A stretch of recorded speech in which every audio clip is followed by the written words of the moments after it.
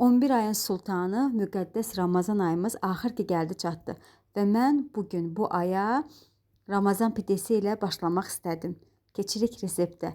1 kiloqram un, 2 çay qaşığı duz, 1 xörək qaşığı şəkər tozu və 10 qram maya töküb ilıq suyla xəmirimizi yaxşıca yoğurmağa başlayırıq. Yaxşı yoğrulmuş xəmirimizi hardasa 1 saata qədər dinlənməyə qoyuruq. Mən hətta xəmiri ilk dəfə yoğuranda o qədər yoğururam ki, əlimin altında xəmirin acıdığını hətta belə hiss edirəm. Yəni nə qədər xəmiri yaxşıca yoğursanız, bir o qədər də çörəyiniz və ya pideniz çox qəşəng alınacaq. Daha sonra yaxşı acımış və dinlənmiş xəmiri 2 hissəyə bölürük.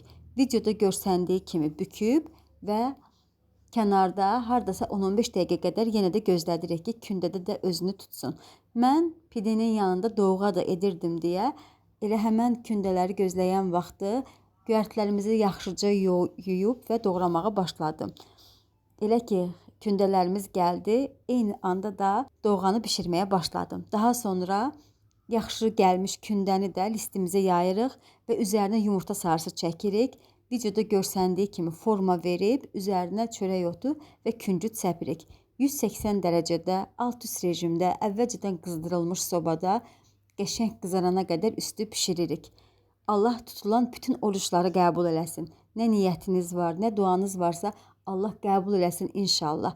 Ölkəmizə, dövlətimizə əmin-amanlıq sülh olsun inşallah. Çalışacağım ki, hər gün sizinlə gündəlik Ramazan reseptləri paylaşım. Bugünlük isə bu qədər. Hələlik.